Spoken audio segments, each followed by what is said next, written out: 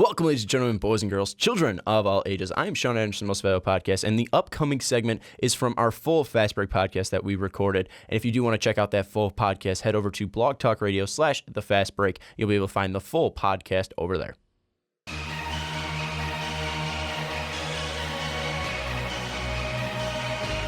This podcast is brought to you by Most Valuable Podcasts, leading the league in podcasting entertainment.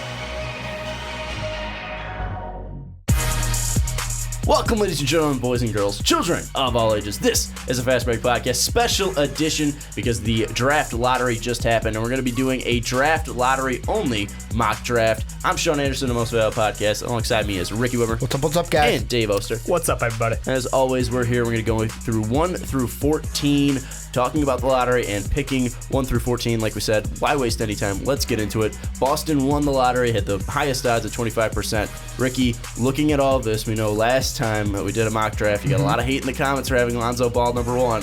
I currently see the spreadsheet that we have, and also you can check out the spreadsheet down in this description. People can see it. Explain your pick. Well, the first thing I want to talk about is really there are two choices that the Celtics could make. Markelle Fultz or Josh Jackson. And to me, it comes down to what are you going to do with IT? It's the future of IT that determines this pick, because is he the future? Can you win a title with IT? Is he going to leave? IT could just say, fuck it, I'm going to leave. I'm out of town. Sayonara, see you later. If you think he's going to leave, you go Markelle Fultz. If not, and you're like, I'm going to re-sign him, you can go ahead and go with Justin Jackson. The reason Josh Jackson. The reason I'm going to go with Josh Jackson and not Justin Jackson, that would be a huge reach, but Josh Jackson is because I think IT, although I am on the side of no, he will never win a title with the Celtics, I think you got to go ahead and Boston's going to say, you know what, we got to pay up to get him the money and go with Josh Jackson, and then they could run like Josh Jackson at the 2 and Jaylen Brown at the 3. Josh Jackson doesn't have to play at the 3, but he gives you that versatility. You're thinking you're going to play Josh Jackson at the 2? You could. He could play at the 2. He could play at the 3. I mean, that's interesting having a 6'8" forward play the 2. Well, the thing that was most interesting is I looked at, Dave sent it all to us. The Ringer had a great guide. 2 of their best case scenarios, Tracy McGrady and Andre Iguodala. Both guys, small forwards, but also listed as shooting guards as well. So I look at that and I go, you know what? If Boston worked with them and they believe in Jaylen Brown to be the 3, I would go ahead and take Jackson and say I'll have Jackson at the 2, IT at the 1, and Jaylen Brown at the 3 for the future. I do think it's funny how you said there was 2 options for the Celtics, and one of them wasn't Lonzo Ball, who you had last time. No. But Dave, who's your pick going to the Boston Celtics? I went with the far and away obvious one of Markelle Fultz. I think it's pretty clear that right now he is the most NBA ready freshman coming into this draft, and I mean he gives you amazing scoring. I think like rookie year. The problem is, rookie year on a good team, he'll be a solid bench contributor, probably won't put up amazing numbers, but You're talking about Fultz? Yes, okay. Markelle Fultz, yeah. But I think if he goes to a bad team per se, you know, he could totally drop like 17 in his first year, and I wouldn't be surprised. And so I'm putting him there right now, but it's like almost an asterisk because I feel like this year there could be some trades up, and I think that there might be value there because Boston has that like, look, we're already in the conference finals right now. If we move the number 1 pick this year, the Nets pick next year, maybe we could get ourselves a nice veteran who would help push us over the top to, maybe give a shot for a title in this window they've got themselves in. I mentioned this before, and I don't think Jimmy Butler's worth the number 1 overall pick. Paul George is definitely not worth the number 1 overall pick with his current contract situation. I'm going Markelle Fultz because he has the most star potential right now. Isaiah Thomas, like you mentioned, his contract's coming up, so you have an heir apparent to Markelle Fultz, and we're talking about that draft pick, or you just mentioned that draft pick that they have next year from the Nets, and we know how the Nets are just terrible. You look at that, and they're building for the future, and this is building past LeBron. This is building past LeBron's window. So having a guy like Jaylen Brown, who I think they do believe is the cornerstone at that small forward position, that I do think they're going to go off of, a guy that is similar in ways to Josh Jackson, not exactly carbon copy, but both athletic players, both like driving baseline, both are very explosive. And then you look at Markelle Fultz, he can take over for Isaiah Thomas. Avery Bradley did that too. I think that's a solid fit right there. He can stay around there. And then also you just look at next year where that can end up. You can get a guy who can be very explosive. I mean, Michael Porter, I know he's a small forward, but he's bigger, might be able to play the power forward, or you might be able to move him over. I think there's a lot intangibles there, and they're building for the future. So I think they're going to go with Markelle Fultz. I don't think they're going to trade it. The problem with building for the future is you're in the Eastern Conference Finals today. Mm-hmm. So you're going to say that we know Al Horford's window and IT's window probably got 3 years. When do we usually see production out of rookies? By their 4th year. Like, that's when we see, like, this is what this guy is really made of. So there's my concern is, like, they either push for it with right now a core that's gotten them to the Eastern Conference Finals, or it's tough to walk away from that and be like, you know what? I know we're having success now, but you guys have to have patience and know that over here, 4 years down the road, we're building for that team. Yeah, well, we know that Isaiah Thomas obviously is going to be here for one more year for sure in Boston. Yep. And you just hope that Markelle Fultz, if he's going number one, that next year that he can take over for Isaiah Thomas, because we know he's the best player on the Boston Celtics right now. We know that he's that leader right now. So yes. Markelle Fultz is going to have a lot of weight on his shoulders if Isaiah Thomas leaves. But then you also look, Jay Crowder's locked up, Avery Bradley's locked up, Al Horford they just locked up. Well, so I mean those players will still be there and still be around to help Markelle Fultz and Jaylen Brown develop. And the thing that to me is the most interesting about this, and why I think that Fultz and Jackson are the only two that are going to be thought about with the number one pick is it's not just IT. With Avery Bradley, someone that you mentioned, him and Isaiah Thomas are up the same year. So if you're going to keep IT, it's one of those things where are you going to pay him what he deserves, which would be a max contract? Will you have the money to pay up for an Avery Bradley or be able to keep him around? Because another thing that's going to impact this pick, if they get I'm going to say it right now, although I have Jackson at number one in this, if they get Hayward, they're going Fultz. If they get Gordon Hayward in free agency, it'd be ridiculous to go with Josh Jackson. Then you have Gordon Hayward, Josh Jackson, Jaylen Brown. That's just not going to work. So it depends on where the gamble is. Yeah, but I think more likely Avery Bradley is going to stay in Boston just because you look at Isaiah Thomas with his age, with his size. I'm not trying to take away from what Isaiah Thomas has done in his NBA career and what he has done in Boston because he's been absolutely phenomenal. I just don't think he can win a title in Boston. I don't know if I want to give him a max contract too for 5 years with his age being 29 years old, going to be 30 next year. I don't know if I want to give a 5-year max contract to a guy like that where you have Markelle Fultz. He can be coming down the line, and then Avery Bradley's younger, fits really nicely in today's NBA. I feel like I would be more complacent, or I would be more.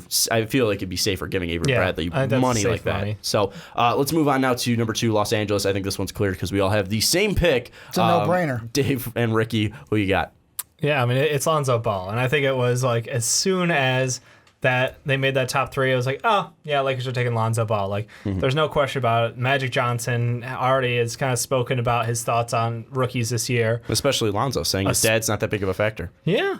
Kind of brushing that aside, which is interesting because that was, honestly, the biggest knock against Lonzo was Lamar. So seeing that come out and cleared out, and then Lonzo's already talked about how he really wants to go to the Lakers more than any other team, even possibly denying workouts with other teams as well. Yeah, LeVar saying pretty much that on Skip and Shannon Sharp's. Yeah, Shannon Sharp show today. Ricky, is Lonzo Ball the pick? It's exactly what I'm going to quote LeVar. The Lakers going to get that ball, and then they're going to get that ball. That's exactly what's going to happen. Lonzo Ball to the Lakers. And the way I'm kind of comparing this is it would be like if the Bulls in 2008 went, that kid out of Chicago, we'll take Mike Beasley. No, you're not going to take Mike Beasley. You're going to go with the kid from L.A. and go with Lonzo Ball. Mike Beasley, like Mike Jordan? That's so. I've never heard anyone call him Mike Beasley. Mike Beasley. It's Michael. Well, yeah, but whatever. Mike Beasley. I'm more to be easy or Michael I'm more Beasley. of an informal guy. Me and Mike hanging out. Okay, no one ever says Mike Jordan. No, Michael. Mike Jackson.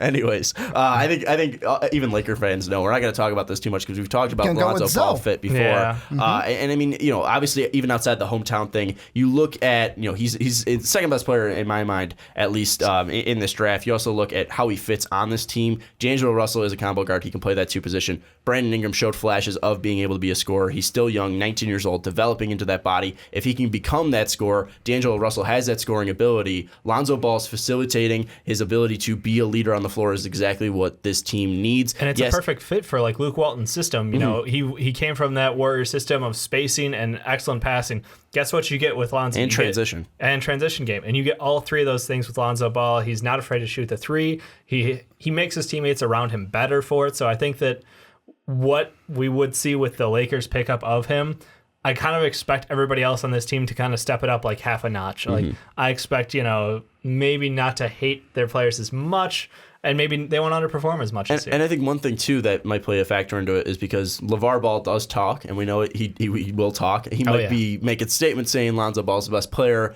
on the Lakers, and it might cause. Hopefully it causes a nice riff where D'Angelo Russell's like, fuck that, this kid's not better than me, and then tries to outperform him in a good way that's beneficial to the team and not something that where he's just trying to prove it's not like wrong. Lonzo, led his own team in scoring. That's the thing to remember is he's a very unselfish player, and his dad will do the talking for him off the court, but when he's out there, he's going to be making sure that everybody around him is involved, and that he's doing everything he can to help his team win. And the biggest knock on Lonzo is the scoring, because you look at that wonky shot. He's not gonna. Is it his scoring or is it the actual shot? He's the actual shot. He's a guy that's not gonna be able to create his own shot. He's not going to be a guy that's going to be able to blow by defenders. Because you look at De'Aaron Fox, he was able to shut him down in the NCAA tournament. Yeah. He will struggle to create his shots early on, but it's more of that ability to create. Driving in and then dishing off because he's got great court vision. He's got a great passing ability as well. The one thing I will say about that, though, is I watched the sports science that they just did with him about his shot. And I didn't even know before this, which apparently right before he goes to shoot, he does something with his right hand where he rotates it. And although he has like a weird angle, that rotation puts it on to what you need, almost ideal for like the RPMs they said. Guess how quick he's getting the ball out of his hands. 0.10, I want to say, quicker than Klay Thompson. I don't know. The problem is it's where the shot starts from, which is about here. It's on its left side, and then it goes all the way up. It starts so low that I feel like any guards with length will be able to contest that shot and possibly alter it. So that's one of the most interesting things I want to see is how he fits into the NBA game. Yeah, it's going to be interesting. I think he's going to still thrive because of his playmaking ability. It's going to be see how much can he actually score and how much can he translate that shooting that he did have in UCLA over to the NBA. Now we're going to go to the pick that was the toughest for me to make early in the top 3, and that's Philadelphia. Getting the pick from Sacramento with this the trade or the swap rights. Rights. So Philadelphia has the 3rd overall pick. Joel Embiid was shocked by it. Didn't quite get it for a minute. Yeah, it's the toughest one for me to pick, and I'm going to talk about it first just because the biggest fit for them, the pick that you can plug and play right now is clearly Malik Monk. Malik Monk is the best shooter. This team needs some shooting. Joel Embiid's a fantastic scorer. We saw what he was able to do, putting up over 21 points in his 31 games. He was a leader. He was able to stretch it from the outside. He was able to dominate down low, both offensively and defensively. You look at Ben Simmons. He's the guy that can create and makes most of his money driving to the basket. So getting a shooter like Malik Monk that Ben Simmons can find, that Joel Embiid can find as well, a guy that's just going to be a fantastic scorer. Malik Monk works with this roster right now. But I'm going with Josh Jackson, mainly for the reason that he does have the highest star potential out of all of these players. And there's one thing that also kind of plays into factors in this is that your 2 best players in Ben Simmons and Joel Embiid played a combined 31 games. And, if Ben Simmons, takes a route of a Sam Bowie where he just isn't able to get on the court at all, Joel Embiid takes the route of a Greg Oden where he can't play at all. I'm just saying, if it happens. No, I'm shaking my head like, don't you put that on me. No, I'm not trying to put anything on it. I'm just trying to say it's a possibility. They played 31 games combined out of 2 players. I understand. Josh Jackson can be a guy that can take over and be your star of the team. And I think one thing, too, is, playing with that length of having Joel Embiid at the center, Ben Simmons being the power forward defensively, and then Josh Jackson being the small forward defensively, and then just having Ben go to the point guard on offense, and then getting guards that can shoot around them. I think that's going to be the most interesting because Josh Jackson, yes, he does struggle shooting, and you can see that from his free throw percentage. People might see that's kind of weird, because his 3-point shot isn't actually that bad, and his actual shooting percentage not bad. But when you look at that free throw line, which is the biggest indicator of your mechanics and how sound of a shooter you are. surprisingly low. He's really good in rhythm. He's really good stepping into a shot, and that's why he has that higher 3-point percentage. So, but when he's trying to just pull up, it's wanky. It's completely just off when he pulls up from three. So.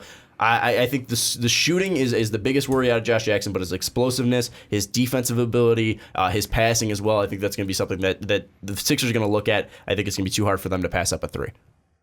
No, this was the easiest pick for me, and that's because you guys both had him go number 1, so I know he wasn't on your board, but this was easy. Markelle Fultz. If he is sitting there at number 3, I know it's one of those things where maybe a Malik Monk or even a Jason Tatum might be a little bit more like, oh, we could use that. We don't need someone to run our offense. We got Ben Simmons.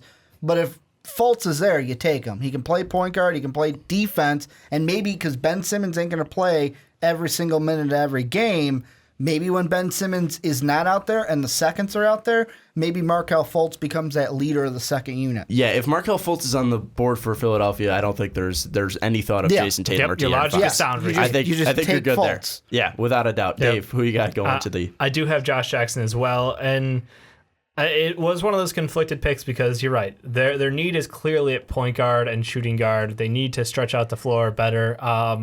And it comes down to the question of, like, how are the Colangelos going to run this team for the future? They have a chance. Can they take best fit or do they take best player available? Because best fit, you're right, would be probably Malik Monk, but there's been a lot of concern over time about, well, he's a streaky shooter, he's a short shooter, and how much impact is he going to have? How much do we want to spend? Guard too. Yeah, how much do we want to spend on someone who is, upside of like a JJ Redick or a Jamal Crawford?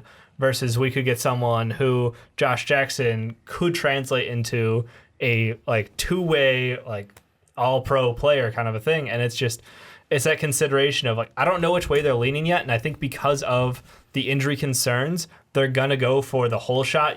They're gonna take that risk on. Let's go for best player available for one more time. Next year they have the Lakers pick, I think, and then the year following they have Sacramento's pick.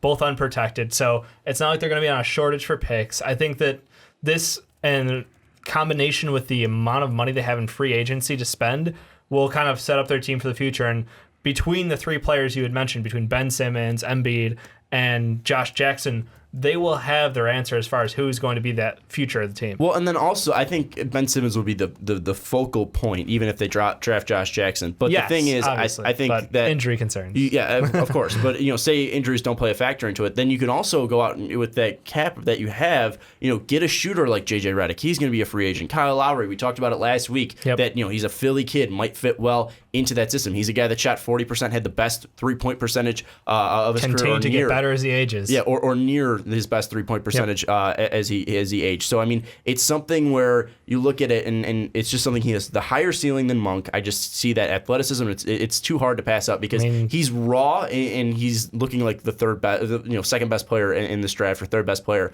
in this draft. I mean, the whole package of Josh Jackson's interesting. And this Philadelphia team, they need shooting, but this is something that you don't know how Ben Simmons and Joel Embiid and their draft pick will play together. I mean, Malik Monk might step in and just might not be the right fit. It's something where they need shooting right now, but then again, this is a team of the future and not a team of right now. So they just need to make the playoffs first. So once they get to the conference finals, then you can think about adding shooting, adding whatever you need on this team. I think getting a best player available in Josh Jackson is the smartest pick. Well, and just to clarify things up, they have the Laker pick next year, and then 2019 they have the King pick.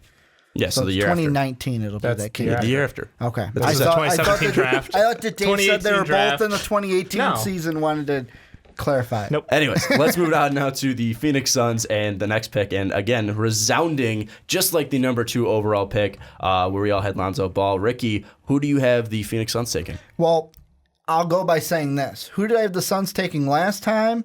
Josh Jackson. Well, he's off the board. You go same position, next best player, Jason Tatum. And that's just what they need. They need same a position, small but forward. it's a different game. It's a different game, but you know what? I look at the depth chart and I go, TJ Warren not really confident in you. I'll take Jason Tatum and plug him in there at the 3. See, the thing with T.J. Warren, I like T.J. Warren a lot. Yeah, it's he's just not one. bad. It's one thing where I see But his ceiling as a 6-man. I think that's something where he's more of a 6-man. They can go with and get a guy like De'Aaron Fox. I think that's probably the next best pick. But I think there's like you mentioned, they need a small forward for the future, and he is the best small forward available.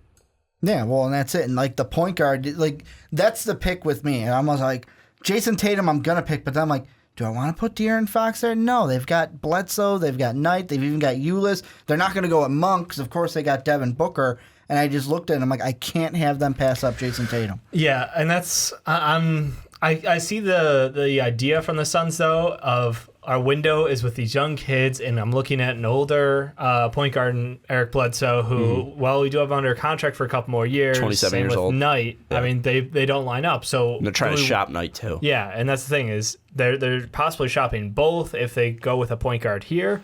I still think you let Brandon Knight, for the amount of time he's on the court, awesome. Use him for everything he's got, because I know he's not going to be there for 82 games. So the but Popovich mono kind of strategy. No, screw it. I'm letting him go out there and ruin himself for me. Like I'm happy with Tyler Ulis as the backup point guard. I think he certainly is a future full-time backup point guard. Knight's gone somewhere in the meantime, but the whole point is like, while I want you to go point guard here, I just don't think it's worth it to pass up on someone like Jason Tatum, who is one of the best ISO ball players in this entire draft. I think he is, like, bar none, the best ISO ball player.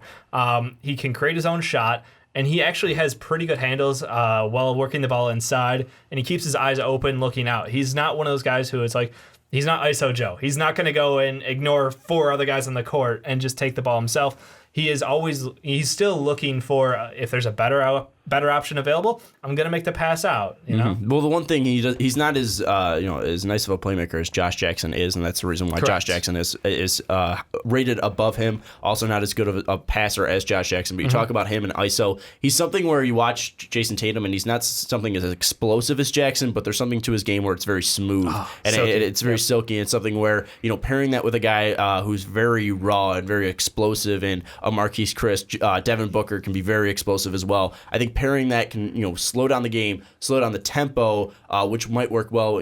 Pushing it in transition, because he's still a great transition player, Jason Tatum. But then pairing that in transition where you could slow the game down. If you need to waste time, just give it to Tatum, run down the shot clock. I think that works well with this Phoenix Suns team, because you look at that and then you have Bledsoe, at least going into the season, Bledsoe, Booker, Tatum, Chris, and Bender, hopefully, and maybe flip Bender and Chris and play Chris at the center. But I think that is a future lineup that could win playoff games. The only problem is you're not helping yourself out defensively. For an already terrible defensive team, Jason Tatum's the one knock on him. It's a fairly glaring weakness is defensively. He's not as quick as you'd like him to be. He doesn't have the wingspan in order to guard at an elite level like Josh Jackson does. So while you're gaining an offensive weapon, I mean, he's not going to be awful. He's not like historically levels bad, but that's the only problem with this pick I feel a little uneasy about, because I feel like the Suns, they've been trying to get better, and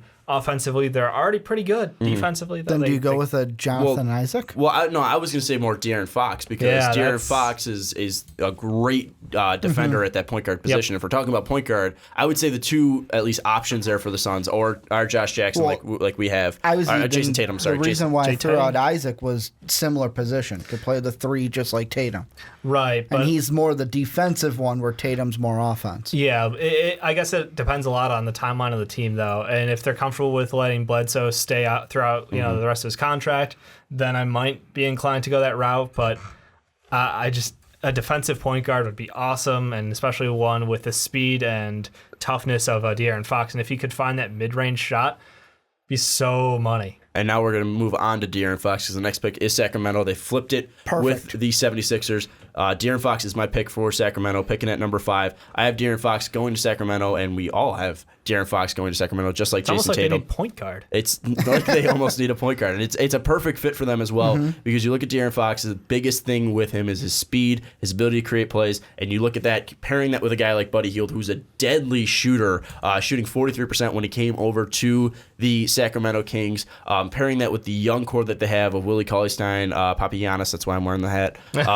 We also mentioned Skal Labissiere, Malachi Richardson. I'm blanking on all the young talent. And they have. Malachi was even injured for most of the show. Yeah, but you bring that in with De'Aaron Fox, who can attack the bucket. He's very fast. We talked about his defensive prowess, his ability to make plays. I think it's the resounding pick for the Sacramento Kings. And it's exactly what you said. Like he'd be the almost perfect addition, I would say, to Buddy Hield in that backcourt. The thing I like about Fox is that he can not only defend, but at the point guard position can score and also change the pace of the game, control the tempo at that point guard position, which is crucial to me when you're going to be, unless it's a situation like with Philly where Ben Simmons will be running the point and not the actual point guard.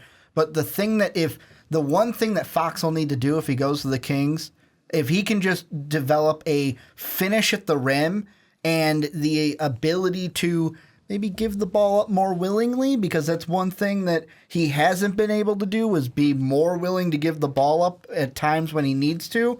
He can be the perfect drive and finish, or even the drive and kick to Buddy Hield. Yeah, I think it's going to be, I think, you look at Fox and just his talent and his rawness, and if he can, shore up his game, like you said, if he can add that shot, where if he's wide open, he can hit a shot, which he can't right now. If he's able to do that and shore up his ability to shoot, then for sure. And then also, he was, I think it was more of something where we talked about Malik Monk's inconsistency. I think it's something where De'Aaron Fox, it might have been shown while he was hesitant to give the ball up, because he was like, well, Malik can't hit the side of a barn today, so I have to take over and I have to dominate the game. And I think that's why we saw a little bit more of that come out in him. I don't know if that's going to happen if Buddy and his teammates are on. Well, that's kind of like a plus, is that he has that familiarity with stylistically streaky shooters. So I think that this is honestly like a super comfortable pick for the Sacramento Kings. And, we talked about, maybe if they need anything else, they have that second pick later on,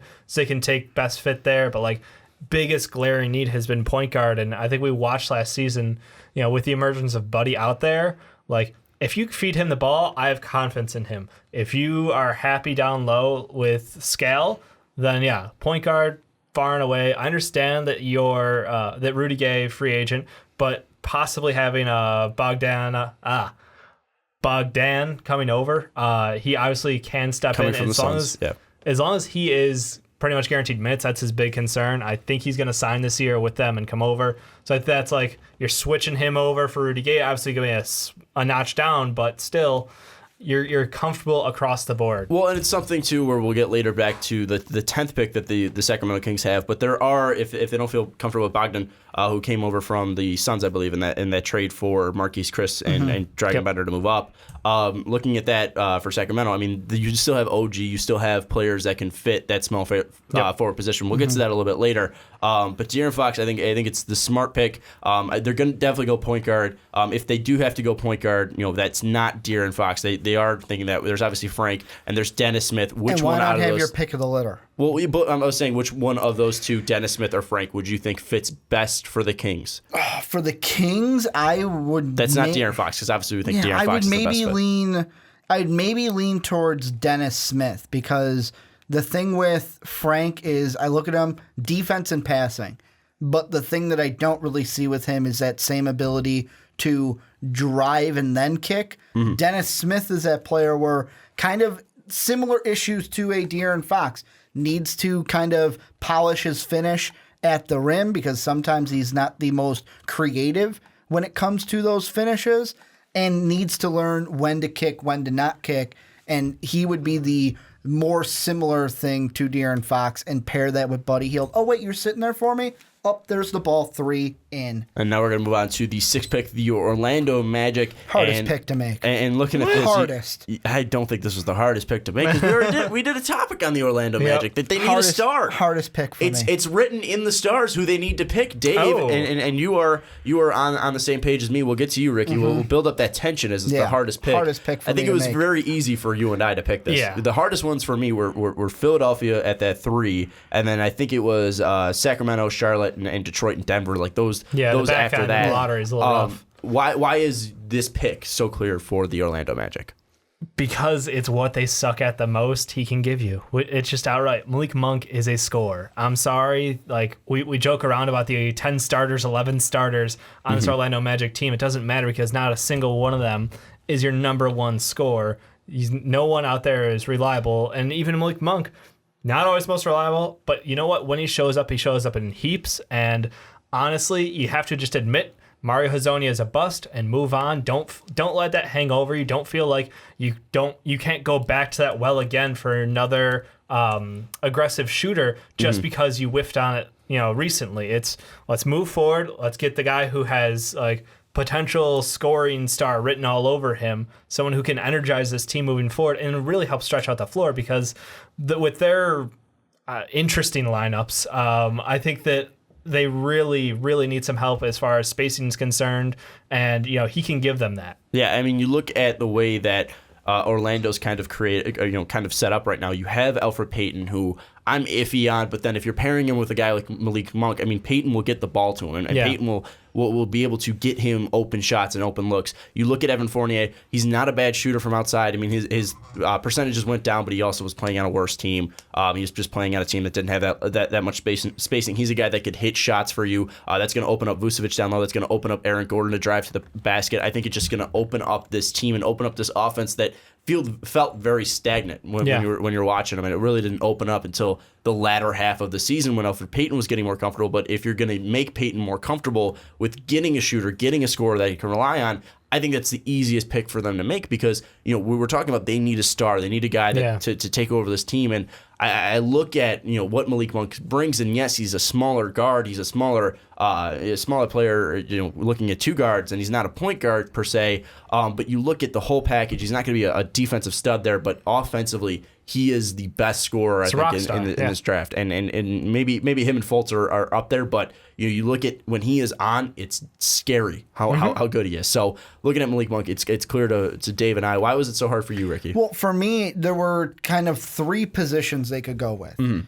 Either the shooting guard, like you guys said, the point guard, and the small forward. If they're not sold on Payton, yeah. The thing that I looked at was I looked more of the point guard, small forward position. I think that the thing with Fournier, am I the most sold on him? No, but I think the Magic will look and say, you know what, we got him locked down. He's our starter. We don't need to go back to the well like Dave was saying for a shooting guard.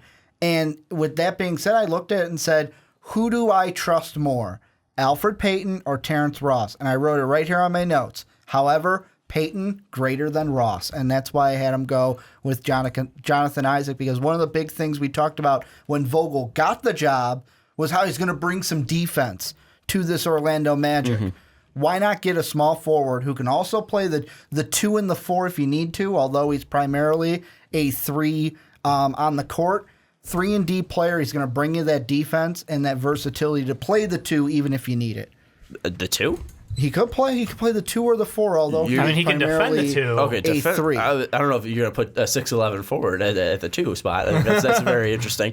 But I mean, it is the Orlando Magic. It is the Orlando Magic. You're not wrong there. I mean, but looking at Orlando, I think that if you're not sold on Terrence Ross, which would be weird, but also not out of Orlando, because why trade for a guy and not be sold on him? That makes a lot of sense for Orlando. But it's too easy. I'm not sold on him. That's the least of it. Yeah, I mean, that was a position that they did have a lot of trouble finding because they were putting Aaron Gordon there to start the season. They had him start there, and they were like, well, he's not a small forward at all. So I mean, that is a position that they did struggle to find. I didn't think Terrence Ross was too bad when he did come over to Orlando Magic. I just think that Monk, looking at his ability, I think that it's going to be hard to pass up on a guy like that because Fournier, he's a guy that can come off the bench. I mean, he's a guy that put up 17.9 points per game last year. His percentages were down, but at his peak, he could definitely be shooting around 40% from 3. That's not bad. And if you want that's NBA quality shooting from the outside. The concern is given you're on a terrible team. Sure. And that's the best you can put up. I mean, we watched Michael Carter-Williams look like a stud on the worst team in the league, and if this is the best he can do, I kind of want to see a little more. So that's where I'm like, but the only thing holding me back here is like, I feel like this could just be a straight run on point guards. Like I could see honestly, like between Sacramento, Orlando, and Phoenix, like anywhere in there, we could be out of point guards already. Like this easily could be either Dennis Smith or Frank. and wouldn't even blink at it. I think it'd be surprising to see all of them off the board by Dallas. I think that would be very surprising, but I don't think it's out of the realm of possibility, like you mentioned, because we talked about Philadelphia needing a point guard. They could definitely go with that. Phoenix needs a point guard. Sacramento needs a point guard. If you don't feel confident in Alfred Payton, and again, we saw him flourish a little bit at the end of the year. Whether that's enough to build your confidence and say, all right, we got this guy going forward. He's our dude. We trust him. Let's build around him. Cool. And if you're going to give him shooting too, where he can build up those assist numbers, build up spacing and stuff like that, give him more room to run. The spacing was just atrocious. It was like second level to like the Bulls. Yeah, that's going to help him out. And then let's go to the 7th pick. Minnesota is on the clock now, and this is one of the easiest picks for me because this is something that I've been mocking since I think either number 1 or 2.0 for the past 2 months or since I started doing them this year. It's Jonathan Isaac. You mentioned it, Ricky. The reason why the Orlando Magic took him because of his defense, because of Frank Vogel, being that defensive mastermind. Put him with Tom Thibodeau, though? Oh, that's what I was going to say. Come on. Who is the defensive mastermind? It's Tom Thibodeau. Looking at Tibbs, He'll looking also at run Isaac. him dry, too. Yeah, looking at Isaac, I mean, his ability to guard the 3 and the 4, flip back and forth between that. And the 2. And the 5 if he ever, eats a cheeseburger, I think. I mean, he's 6'11 and 110. Well said, Sean. He's 6'11 and 110. So, I mean, he's a guy that's going to be pushed around. But, you look at that, it's going to give, defensively, it's going to give boosts to Karl-Anthony Towns and Wiggins. He doesn't need to be a huge scorer because they already have Levine, Cat, and Wiggins. And if he can develop his outside shot, be a three-point shooter for them, which right now he isn't a deadly three-point shooter, but his shot is there. I mean, he has a very nice-looking shot, and it's something where this team did struggle from beyond the arc. So if Jonathan Isaac can be a 3-and-D player for them at 6'11", he could be a guy that can guard multiple positions. I think that's something that Tibbs is drooling thinking of. Absolutely. And I agreed with you on this pick. I also want Jonathan Isaac. And Dave, let's be honest. We agreed on 1 through 7. Yeah. But to be fair, this one was, like you said, it was easy. And the only question mark there becomes, okay, great. So he can kind of fit the 3 on paper. And then if we ever want to shift things around down low, he kind of buys Cat some rest time on defense because you're not using up all that time. And defense, like Cat plays defense at all. But this team is also atrocious at defense. I feel like it's young teams have to learn how to play defense, and that's both the Timberwolves and the Suns are having the same problem where they're having young stars who are explosive offensively, but it's not a balanced game. So I think under Thibodeau's tutoring over time, they will kind of mold into that, and they'll fill out the rest of their game. And one thing with Cat too, I mean, he's 21 years old. It's not like Tibbs is never going to be able to. Well, that's to mold my thing. him in. Yeah, it's young teams. It's something. So if you get someone who comes in and already plays very well defensively, has the body and the wingspan and the build, is quick at what he and is able to guard the variety of players that he is. I think there's the value there. The big question is how much more can he improve his offensive game? And he's only 19 years old. Well, that's the thing. But come on, it's easy to say, oh, he'll find his shot. He'll become a reliable shooter. It's easy to say, but he's one of the guys who I sort of have a question about. He can get easy buckets, yes, but will he ever be that knockdown 3-point shooter?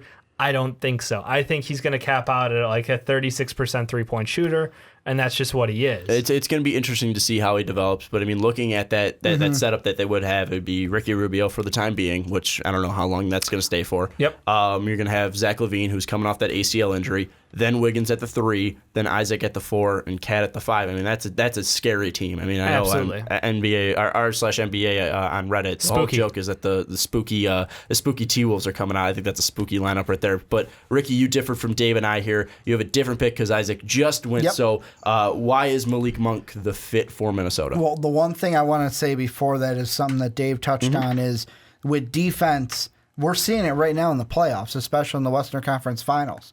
When Kawhi Leonard was out there, defense ruled, and then ever since that, it's been the defense of the Warriors that's kind of been helping them win the series along with their offense. But with me, Malik Monk is, at first I was like, I want to go point guard. Ricky Rubio's not the future. Chris Dunn is, I overhyped him iffy last year, and I'm like, oh, they can go Dennis Smith or Frank. But then I'm like, you know what? Maybe they don't have to replace Ricky Rubio right now. And I kept thinking about, LaVine is coming off of the ACL injury. From reports, he just started running a week ago. a little under a week ago as we're recording this on the 17th. And I know that it's like Malik Monk's not a great defender, but I think Thibodeau could make him at least a decent defender and could work with him.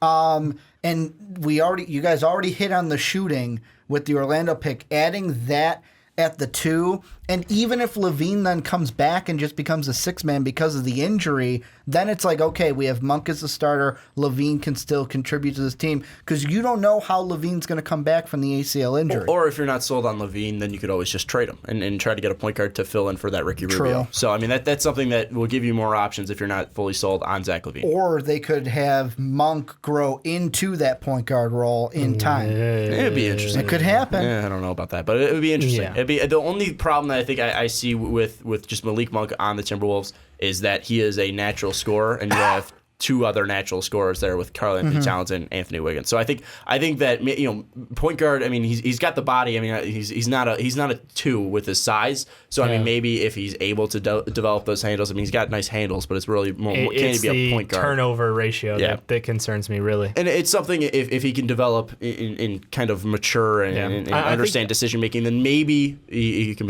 become a point guard. I think if he lands there, Ricky, he would be like an instant 6-man for them. And I think him pairing with Chris Dunn, someone who we watched struggle last year, he kind of got pushed in the deep end early, and I don't think he quite had grasped the NBA game. I think that'd be actually a really nice pairing to have those two together to help lead that bench. So, I mean, if it falls that way, honestly, wouldn't be awful. It'd be interesting. Let's move on to the our favorite team here at the Fast Break, the New York Knicks. We love talking about them. We always talk about them. They got the 8th overall pick, got knocked down from Sacramento, moving up and then flipping with Philadelphia. It's a mess. Anyways, but looking at this, we all have point guard, but we all have different point guards. Looking at this, Ricky, I changed this one last second too. I just changed mine too. Yeah. So we're flipping it. Why do you have Frank going to the New York Knicks? I'll say this. Originally, I had Dennis Smith because I was like, you know what? They need a point guard with Rose walking, and, you know, Smith is an athletic scorer. He's a good passer. But then kind of looking at the news, Phil Jackson might be a little bit higher on Frank. So I'm like, you know what? Switch it. Because really it doesn't matter which point guard the Knicks take. They just need a point guard. And the thing I thought when I made this pick was, you know what? Even if you're going to take Frank because you're like, you know what? We need to facilitate and kind of cater to Melo. I say screw it. Even if you go Dennis, Melo, bye-bye, you're gone. Even after this year, we'll take your early termination and just move on. Yeah, I mean, it's going to be interesting to see what happens with the New York Knicks. I had Frank going to New York immediately just because you know, I thought international player. Phil came out and said he likes Frank more. But and Dave, you're more of a Frank fan than either of us. So why does Frank fit with New York? I think he is one of the best fits for New York because he can instantly step in and be that 6-man. I think they are probably going to re-sign Derrick Rose. You don't think Rose goes to like a Spurs or somebody? I mean, there's a Chicago. There's a chance, but they're going to end up with a different point guard to lead them this year. And the whole thing is you are stuck with Carmelo Anthony, so you might as well get the best value out of him, get a good facilitator for him. Frank's a really good passer in his vision. Unfortunately, it doesn't always translate through his hands, and he has some inaccuracy issues. But honestly, like in the clips I have seen, because I've tried to make an effort to actually watch more and more of him. There's not a ton of tape out there, but what I do see out of him is a ton of potential on the defensive end. He is one of the better lockdown defenders. He does have pretty good wingspan, and his build for his size is pretty good. But offensively, he's a above average passer. I'd still give him, and I think he can find you Carmelo Anthony for better shots. I think he can get you Porzingis better looks, and even like Hernan Gomez. I think he'll see an impact. So I think that him coming in off the second team and being, you know, not a shoot first guy will really help this Knicks team. I think that they're still going to end up with a veteran as their point guard to start next year, but I think fit-wise and mentality-wise, he gives them kind of what they're looking for. I think Dennis Smith, my concerns for him are still about the injuries, and if he can be really coached through a lot of his minor hiccups in his game. I do worry because he does have that same aggressive playing styles like a Russell Westbrook does, where I kind of go long-term, if you've already had some injuries, how likely are you to re-aggravate or reoccur an injury? Yeah, the reason why I have Dennis Smith going there, and I think you guys make great points on Frank. I had Frank going there But I switched it just because there's a light flipped in my head where I look at Dennis Smith and I see star potential. And it's not a star potential where he could be the number one on a team. I see him as a guy that's face could be on the side of Madison Square Garden. That's exactly why I originally had him there. I look at him and yes, there's some size questions because he's 6'1". He's not a huge guy. I mean, Frank, you look at him 6'5". Pairing that with Kristaps, I mean, you could have an unreal amount of length on that team from just two players. But I look at this, I'm also thinking of Carmelo leaving it long term, and I'm not sold on Frank being a scorer, where it's something where I know Dennis Smith can be a scorer, both shooting, driving to the bucket. He can do that, and he's also a good facilitator offensively. Pairing that with Kristaps, that's something where having a dynamic duo of those two Can you imagine on the him offensive driving end, into the lane and then, you're going to try to block me, dump off to the Portland guy. Well, that's the thing. I mean, you having those two on offense, I think that's scary as it is. And then once this team grows and develops, gets more draft picks, brings us in, you can get a defensive specialist, you can get guys for the defensive end. I think that Dennis Smith offensively could be that guy for New York. He could be the star because, I look at Kristaps, we don't see a lot of big men be the star of a team, be the focal point of a team. Especially in this age. I think that, him playing off of Dennis Smith could be very interesting because he hasn't had a, fantastic point guard to play off of. He's usually playing off of, Carmelo and pick and roll situations. He's usually playing off a guy like D Rose who's out of it, Brandon Jennings who's out of it. I mean, you look at a guy who's young, quick, fast, like Dennis Smith, can create a lot of opportunities for Kristaps. I think that those two paired together could be very interesting in New York. I think it'd be a very successful pairing as well because, we all know the train wreck that is New York. I think that Dramaville. Bringing a guy in who, might have,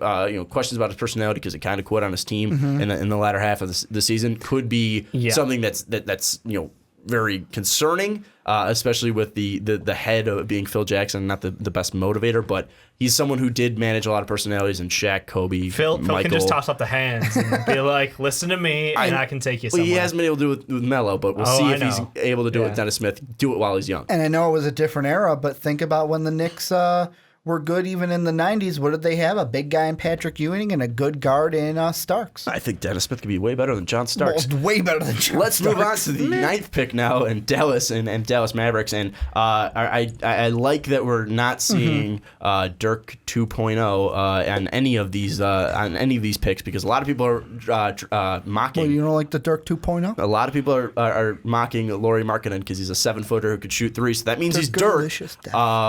Yep. Ricky, looking at this, obviously you didn't have Dennis Smith going. You have Dennis Smith going to Dallas here. Why Dennis Smith to the Dallas Mavericks? I think New York and Dallas are interchangeable. Frank's going to go to one of them. Dennis Smith is going to go to the other one. And if I'm Dallas, I'm just sitting back and enjoying the ride. You know what, New York, you pick, I'll be happy to take whichever one you want to give me because it's the same thing that I said for New York. We can either get the passing ability and the defense from Frank, or we can get the athletic scorer who not only, I know it's not the Garden or anything, but we can sell that Dennis Smith face. Yeah, no, I think Dennis Smith is absolutely electric. He gets everybody, he kind of takes it up another notch, and that's what I like about him. But that's when he's wholeheartedly invested. And that's the concern, Sean. You brought up the giving up on your team last year. Going to Dallas, I think you couldn't ask for a better situation for a coach, though, and a whole organization. I think they're a really well-run organization in contrast to New York. Unless you're Rajon Rondo. Unless you're Rondo, who you just don't care and you don't want to be there. Fair. But I think Dennis Smith is one of the most electric players in this draft, and like you said, he creates opportunity for himself and for others. He finishes pretty well at the rim, and the one thing that I kind of want to see, and we were on that team, we were with Markkanen as the pick here, because look, Dirk's got to retire eventually. Stretch four is always going to have value. What's wrong? I like Yogi Ferrell. I'm going to be honest, he's probably a 6-man. That's probably I do like Yogi too. Yogi's 5'9" too. But I like him. Yeah, I like Yogi too. It's a 5'9". nice story, but I don't think that's where I finally give it. I'm just like, all right, IT's in a whole different level. IT's different. I mean, I'm not bashing Yogi Ferrell, but it's something where I look at point guard being a need here, and I think you look at what they currently have, at least in the first year, because Dirk is coming back. He said he's coming back. Having a pick and pop and pick and drive situation where, my pick, Frank, while he isn't the most accurate passer, you're going to have open looks because either Frank's going to be driving into the hole. I think Dennis Smith would be a better fit here, but Dennis Smith is already off the board. That's why Frank's going.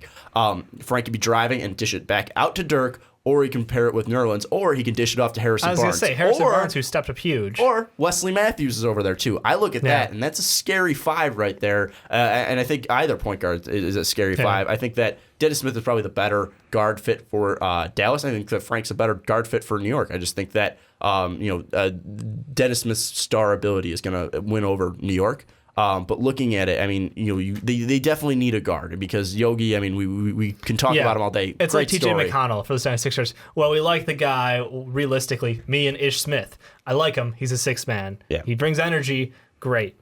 Dennis Smith can bring something special in that explosiveness.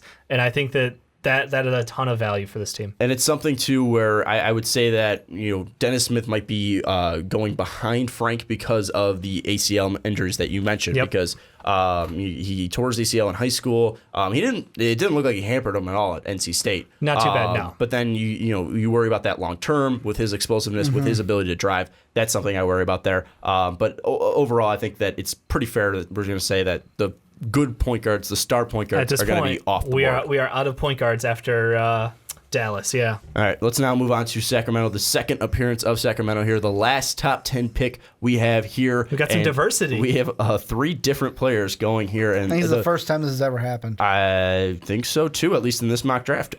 So, Ricky, this is the biggest one here, the biggest shock to me. I'm wondering a lot about this pick. Why is this your pick at 10? Let's put it this way, and before I say who the pick is, well, most of them are looking at the spreadsheet. We all know one thing for sure about the Kings, that their owner watches the NCAA tournament. That's true. And both of the picks that I have for the Kings and De'Aaron Fox and now Justin Jackson both went in the tournament and played far in the tournament. Justin Jackson won it all. And for me, it was either one of 2 guys here. It was OG or it was Jackson. And I look at Tyreek Evans. His contract's up this offseason. The Kings could let him walk. Rudy Gay already said he's declining his player option. Rudy Gay's declining a player option. And Jackson can bring not just shooting, defense, passing. He's got a high IQ. Yeah, he needs some improvements, more so I would say with his shot progression. But he's a guy that has all the tools that I can work with. And the only reason why I'm taking him over OG is the injury.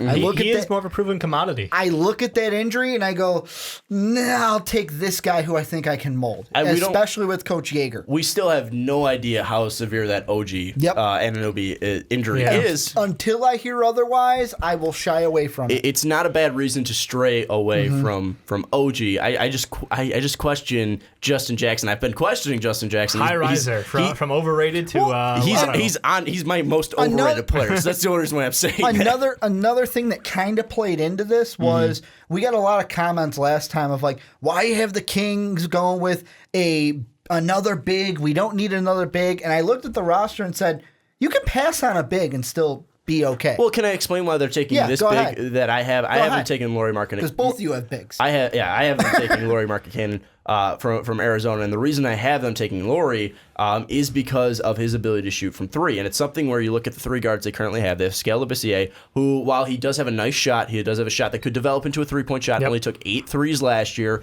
Wasn't a guy that is going to take out. Is going to be super comfortable from out there. Yeah, he's not living beyond the line like Lauri Markkanen can do. I mean, shooting above 40% in college, and that's after a bad second half of the season.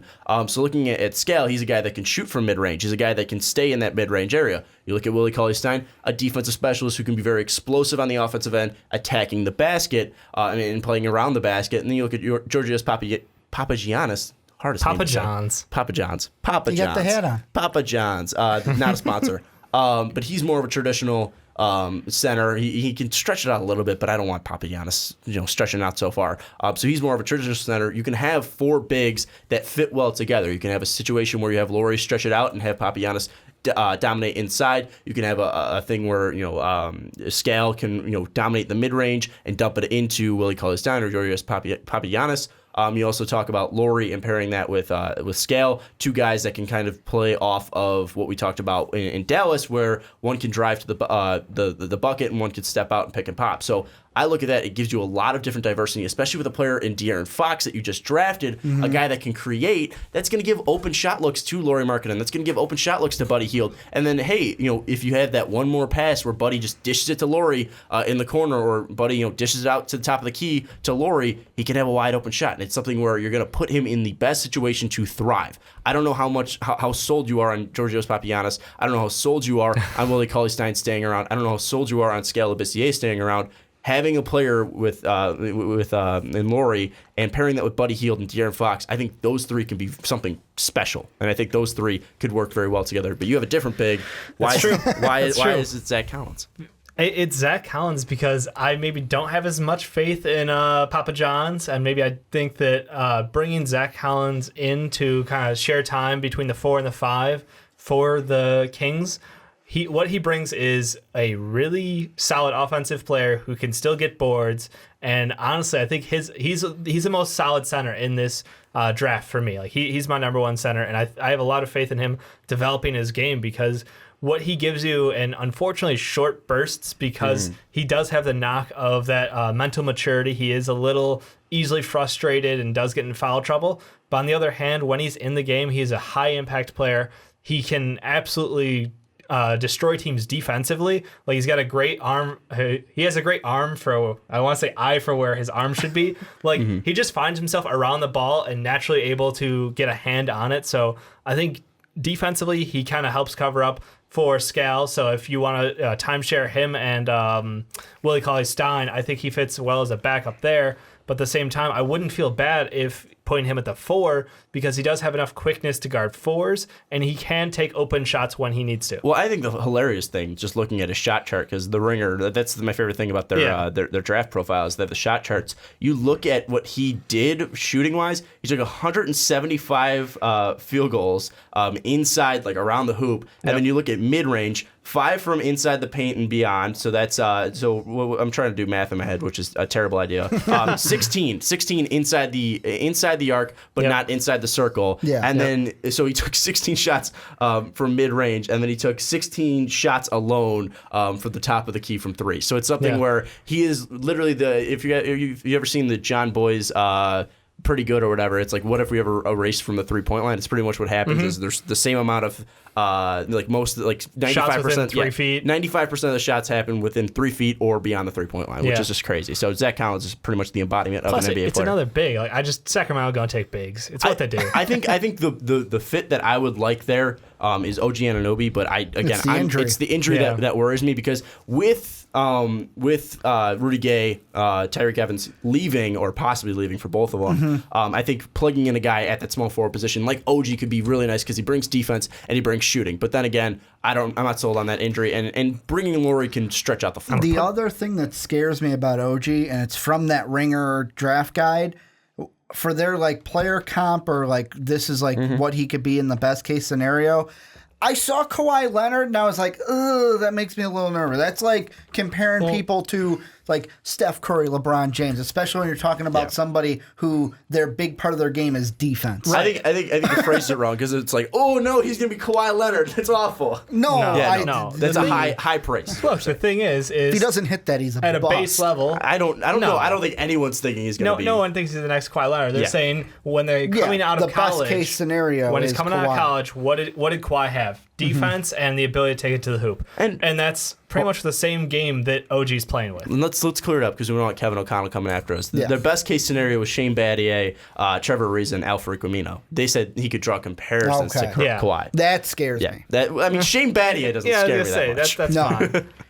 But no, I think that they have faith that they're going to get Bogdan over this year, and that he can kind of help fill in that 3 guard or I said 3 guard as a small forward. We're making a new position. We're making all of the guards. Yes, just run all guards. Anyways, that's the 10 right there. Let's go out of the 11. We got to Charlotte now. I was gonna say Sacramento again. Charlotte at 11. The pick that I have them going with is Jared Allen. I see someone else picking Jared Allen as well. I was totally surprised. The reason I have them going Jared Allen and not Zach Collins, I think Zach Collins is a better player, but I look at Jared Allen, his aggressiveness on the board. boards, his aggressiveness down low, pairing that with Kemba Walker. I mean, they have players like Marvin Williams who could stretch the floor. They have players like Frank who could stretch the floor a little bit as well. I look at those players. I look at the softness they lost. How soft they became with losing Al Jefferson. I think they need some toughness down there, and having Kemba Walker, having Nicholas Batum, having Jared Allen. I think those two, at least Kemba Walker and Jared Allen, could be a nice pair. And I think they need to add some toughness. I think Jared Allen would bring that toughness where Zach Collins might be seen as a little soft, or might be a player that might not be playing down low because he can go to the 4 or the 5. He could switch it out if he develops that shot. Yeah. So I have Jared Allen going there because of his toughness, because of his demeanor. I think he has a lot of potential as well. I think he's very athletic. But you have a familiar face in Zach Collins. I've got Zach Collins. To me, Collins is, no disrespect to Allen, but Collins is my top-rated center in this draft. And I look at the Hornets, and I know in the last mock draft, I know me and Dave made this pick, so we got a lot of hate for. Yeah, that's exactly what the Hornets need. Another white big down low. I had Zach Collins going there. For me, I still like that pick because I'm not sold on Cody Zeller. I know you gave him a contract extension. I want to say it's 4 years. I'm not sold on him long term. I think Zach Collins can develop into something throughout that contract, maybe then overtake, because like Dave said, it takes that 3-4 years for the rookie to develop. He brings defense, can block shots, and on offense, you said it, he can score in the paint, or what he can do, we're seeing the Warriors do it now, a little pick and roll dive action where it's like, oh, I set a screen, oh, I'm driving, and both players are going right for Kemba. Yeah, it's gonna be interesting. I think that Zach Collins could be a nice fit for Charlotte for sure, and especially you talked about his defensive side, and if you could develop that 3, that's something that's gonna be interesting. But you already have Zach Collins off the board, so right. Why are you having them make this pick? I went back to Allen. I mean, it's just bread and butter. The thing with that is, I think that Cody Zeller is going to continue being their starter. They have faith in him, and I think he has continued to improve his game every year. This is more so, I think that them getting a backup center is the most important thing, because when Cody Zeller went out last year, they completely eroded their game plan. They weren't able to adapt without him. So if you are so susceptible to completely falling off the wagon as soon as one player goes down who's not your superstar in Kemba, then yeah, you need to address that ASAP. And I think what Allen gives them, you mentioned it's his ability to play around the rim so well. The biggest thing that I think we kind of all joked about before was he for his body size, he should be more physical than what he is. But I think that he can learn to be that physical. I think we were mentioning that more about Justin Patton. Justin Patton's a guy that's grabbing 6 boards as a 7-footer. Jared Allen, he's a guy that's going to put up double-doubles. He's going to be a guy that blocks shots. I just feel like offensively, he's not physical as he should be. For sure, he should assert a little more dominance down low. But I think he works right in as that backup center. And hopefully that way, even if Zeller gets injured, you have a solid backup, and you have someone who is reliable to get the boards for you every time down the court. Yeah, offensively is where he struggles. He's not a guy that's going to kill you from the outside shooting. He's not going to be a guy that's going to have a nice jumper or anything. He's going to be a guy that works more inside. He's decent driving to the bucket, but it's more about can he develop a shot, and that's going to be interesting for that. But let's move on to number 12. We got Detroit. This is the hardest pick for me to make. It's hardest something pick since Orlando. This was the hardest pick in general. I was freaking out doing this last night, and I settled on best player available, and to me that's Zach Collins. It's something where Detroit has needs, and their biggest need is a point guard, but all of them are off the board. So it's something if one team does want to trade down or something, if Sacramento at 10 is like, we got our guy, we think we can get someone who's similar to the player that we want at 10, and they can move up, and if Frank or Dennis Smith are still on the board, I mean, they'll need a prayer to get a point guard. But looking at Detroit, their biggest need is point guard and 3-point shooting, but there's not a deadly 3-point shooter out there unless you want to reach for a guy like Luke Kennard, or if you want to reach for a guy later on. I've seen some mocks have Kennard up there. It's a reach. I'm not sure if I would pull that trigger, especially with 2 of the guys that are still on the board for me. It's a reach, at least for me, and that's why I have Zach Collins, a guy that we mentioned could develop a 3-point shot, could be a guy that takes space away from, adds space to Andre Drummond's game down low. Could at least work with Andre Drummond and possibly open up more space for Reggie Jackson to drive in. Hopefully he can find his ability to pass again, because he lost it last season. I mean, it's something where I think Zach Collins is just best player available, and that's why you can't go wrong with that pick. Yeah, for me it was either one of 2 players. It was OG or it was Marka Cannon. And the reason why I go with Laurie is, yet again, the ACL injury. And the thing I look with the Pistons is you go ahead and you take Henry Ellison. And I go, is he what we thought he was? I mean, spent a lot of time in the D-League, and that to me, I'm looking at Ellison and I'm going, unless I see huge strides from you, maybe a wasted pick, kind of like Hazonia with the Magic. But might be a while. He hasn't had enough time to call him a bust. But just like Dave said with the Magic, that doesn't mean just because you whiffed on the Hazonia pick, you can't go back to the well.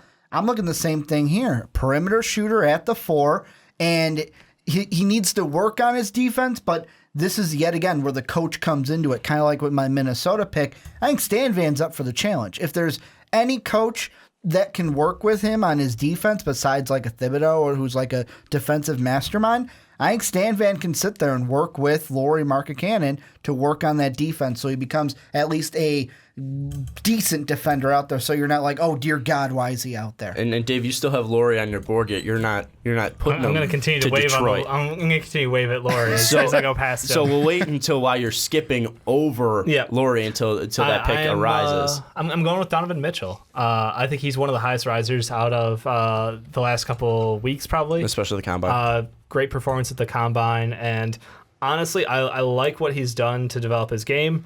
The problem really here is, like you mentioned earlier, what the Pistons really want is a true point guard. There's none left. He's a good combo guard.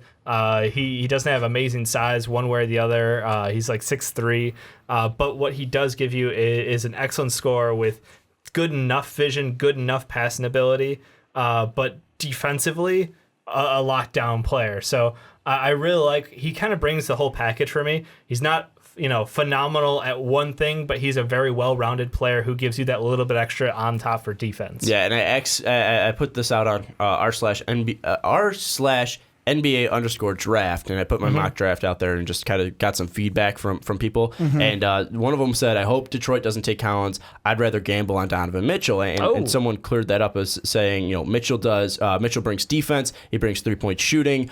He's a great spot-up shooter and can run the pick and roll with Drummond. And they make him go left, though. He's screwed. And another thing someone said is, I see him as a potential go-to scorer, which the Pistons sorely lack. So I think it's interesting. The reason why I'm not totally sold on him is something that you look at his age. Is it because that first year he didn't do so great? It's not even that. It's something where I don't see him as a dominant scorer. I don't see him as a guy who's a go-to scorer. I don't see that potential in him. I see him as a guy who's very athletic. I see as a guy who can get by, but I see it's a pick like Stanley Johnson was. I see it's like a pick. See, I think Stanley Johnson was less developed than Donovan Mitchell is. That's true. And I think they're actually probably the same age too. Yeah, but it's something where I look at Donovan Mitchell. I don't see I look at him. He's not a deadly three-point shooter. He didn't go to the line that much. He's a guy that doesn't have the biggest of bodies. I don't like him as a 2. I don't like him as a 1 because I don't like his passing abilities. I don't know where his fit is, and it's tough to mock a guy and say, like, this is your guy for Detroit. Fair. And say, that's fair. I view him as a multi-tool. He's an all-purpose combo guard for me, and I think value-wise for them, as long as you still have faith in Andre Drummond, I'm not going to touch center. I think Morris is fine at the 4, and as you keep rolling down, I'm just like, Tobias Harris is fine. Tobias Harris is fine, yeah, and that's the thing. It's like, honestly, like across the board, I don't even have any concerns. So let's just go combo guard. I have Collins there. Hopefully, you can put him at the 4 when Morris' contract runs up, or you can move him, try to get a point guard because that's what you need. But let's now move on to Denver, 13th pick. We're running in on the last half of these picks. We're an hour in. If you have any thoughts, leave them in the comments below. We don't have to tell you that because you're already doing it. Yeah, we I'm already know that. Like pick by pick, we're getting comment after comment. This room's hot as hell. So anyways, let's go to Denver. Ricky, I know you're sweating. I'm sweating. You got a familiar face. We all have familiar faces on here. Explain the pick. Well, it's just, to me, the last mock draft, I had the small forward position in Justin Jackson. Guess what? He's off the board this time. Going with OG. I think this is the spot where the Nuggets go, you know what? We can take a chance on the ACL injury. That's his biggest knock. Elite defender, can give us rebounding. We need that small forward because, honestly, I don't believe in Wilson Chandler. Well, his contract's running up, too. Even if they bring him back, I don't believe in him. Him and Gallinari are both up. I think that they can go ahead, take Anunoby, and say, hey, even if he takes a little bit longer with the ACL, we know what we're getting and we're happy with it. Yep, I completely agree with you. You look at his defensive ability, you look at his scoring ability, the potential is there. I like him more than Donovan Mitchell. And that's the thing, is I look at them as similar players, just the one thing is Donovan Mitchell doesn't have the injury. And that's the reason why I have OG ranked higher and going before Donovan Mitchell, is because I see him as similar players. I feel OG has a spot, and that's the reason why he fits there in Denver, because like Ricky mentioned, Danilo, Chandler, both contracts running up. So yeah, no, that's completely fair. And for me, OG is the obvious pick because, on top of the contracts being up, it's the play style of the team and what their biggest need has been, which is defense. They're one of the best offensive teams in the league after going to Jokic as their primary ball handler in the second half of the year. So I honestly love the idea of bringing OG, someone who is defensive specialist who can shut down people, assuming he's all healthy coming back from this injury. And he can also, like Ricky said, he can grab boards. He can take the ball to the hoop, though, and he's more physical, which is what I love out of him. And it's a little bit of how he was a leader at Indiana, the little bit of intangibles that kind of add on top of that gives him something extra, which, again, I'm going to be interested. If anything comes out about his health in the next until the draft, if it's good, he's going to go up like right away. It's just right now it's just such a cloud of no one knows exactly where he's at, how the recovery process is going. So it's hard to put him, going higher than we expect. This is look, at base value, you're taking a shot at someone who could be an elite defender and a solid scorer for you. And it's one thing where, the Ringer has him going 10 to Sacramento. It's a pick that we've mentioned too, where you had Justin Jackson going because you weren't sure about OG. It's something where you look at his potential, you look at what happens. If he's healthy, he's a fantastic player. He's a top 10 put him right up to that 10 spot. Yeah, for sure. Now let's move on to Miami, the last pick of the lottery. We're wrapping it up. I just made a last minute change here, so you did on the fly. I want to talk about that first off. You look at Miami and you have Goran Dragic, you have Dion Waiters, who was phenomenal. And then you had Waiters County, Hassan Whiteside there. You had those three, and I think those three are going to stay, even though Dragic's always in trade rumors. But you look at that 4 spot and you look at that 3 spot. Winslow's iffy. He's been iffy since they drafted him, and also he had that injury as well. So that's something that you're questioning. That's why I have them going with TJ Leaf, because TJ Leaf, he's a guy that plays hard. He's going to work well against Hassan Whiteside because he does bring spacing to that floor. He's a guy that can shoot from the outside. He is athletic, and what he does lack defensively and what he does lack in toughness, pairing that with a guy like Hassan Whiteside, who is tough, who isn't afraid to go up and block shots, who isn't a liability on defense. I think that's why TJ Leaf works well, because I look at John Collins. That's who I originally had mocked there. I look at John Collins. He might be too slow for this Miami team. I think Miami wants to at least ramp it up a little bit because they are getting younger with this new play style. I think Spoelstra kind of realized that, and you did see them develop later on in the second half because they had the second best record after the All-Star break, I think, with Miami. I see that. Like 31 wins or something like that? Something ridiculous. I mean, I look at that. I think TJ Leaf could really thrive in a spot where he doesn't need to be a superstar. Like he didn't have to be a superstar at UCLA. He was playing with Lonzo Ball. I think using his athleticism, using his speed, using his quickness offensively is a nice fit there. I think he's one of the most underrated players in the draft. I think TJ Leaf is a nice pick there for Miami. Mine's just plain and simple. Take the best power forward or / center, best big, and that's Jared Allen. And I mean, to me, I look at it and I go, you're going to have Whiteside down low at the 5. I'll draft Allen and put him in at that 4 and kind of make it work down there. Are you worried a little bit about shooting just because Jared Allen and Hassan Whiteside can't shoot? We got Waiters. It's going to be a nice defensive team, though. Yeah, we got Dion Waiters. It's going to be a nice defensive team with Justice Winslow, Jared Allen, and Hassan Whiteside there. Yeah, that'd be an interesting lockdown. But honestly, the concern there is you mentioned they're a younger team. They're not super young, though, is the problem. Like, Dion Waiters is still young. But between Dragic and Whiteside, who are both, I think, 27 right now, I mean... I'm saying young as in you don't have old man D-Wade, ISO Joe, and Luol Deng there anymore. Hey, man. Yeah. So, and Chris Bosh. Rondo really Bosh picked too. it up. Fair enough. I'm saying those 4 guys. I mean, you had old man Townie. It looked like an actual Miami team because all the old people moved to Florida. County. That's all I meant. The old enough. guys moved to Florida. I love it. But Dave, you're the last pick. We're saving the best for last. Thank you. Faller. Lauri Markkanen going to Miami. Explain why he's falling, first off. All right. So my thoughts on why he's falling is because of my upside, downside, or my I guess, floor and ceiling for him. Everybody wants to make him into the next Dirk. He's not the next Dirk. And the big thing for me is like best case scenario, he's another Ryan Anderson. I'll be honest, like, yeah, that has value in today's NBA. Do I want to go spend a lottery pick on that in the top 10? Not really. I want someone who's going to be the face of my franchise, who's going to be a game changer for us. He gives you that stretch power forward that's so needed, and it's super valuable, but at the same time, I just can't commit to using a top 10 pick on him because I think there are guys who, if I take a bet on someone like Zach Collins or Dennis Smith or Jonathan Isaac, those guys, I can see their potential being the leader of my franchise. I don't see Laurie being that. I see him, worst case scenario, like an Ersan Ilyasova, volume 3-point shooter who is a complete defensive liability. He can't keep up with anyone. He struggles down low in the paint.